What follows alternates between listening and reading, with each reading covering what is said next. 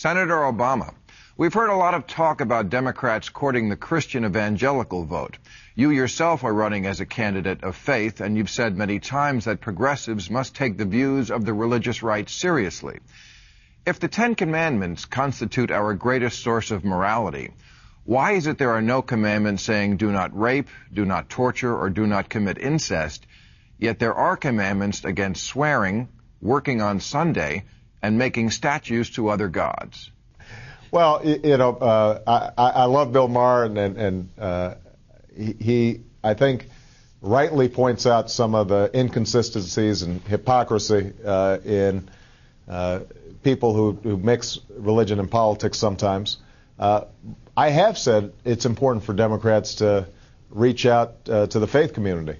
And the reason is because 90% of Americans believe in God. It's a source of values. It's a source of their moral compass. And, I know it's a source of strength for me and my family. And the way to do it, though, is to understand that, number one, people who are religious don't have a monopoly on morality. And so they got to be careful about being sanctimonious.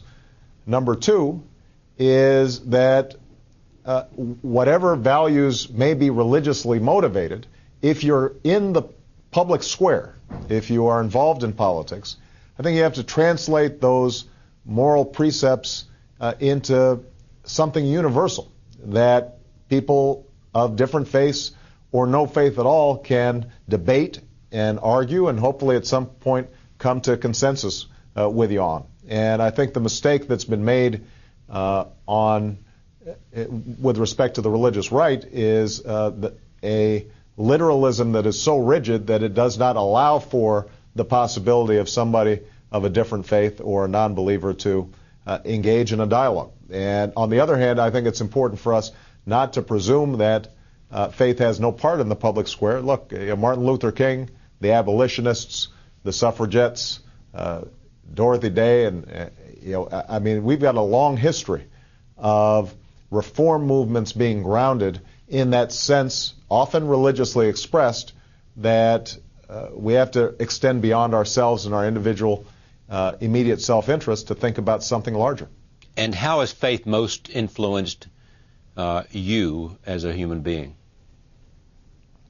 Oh, I think that I came to Christianity relatively late in life when I was already an adult. So I wasn't steeped in organized religion when I was a child. What I found was that the values that had been taught to me by my mother and my grandparents, the values that I held most dear, were expressed powerfully in the church, and particularly the African American church that I joined. But the faith that I have that's, I think, most important is a basic optimism about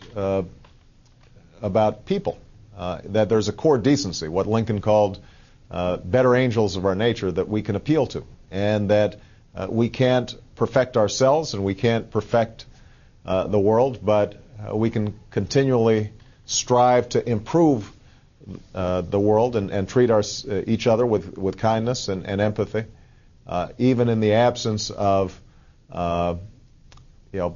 perfection. And that is what helped to guide me into politics, and that's what sustains me when I make mistakes or when I see some of the tough things that are going on around the world.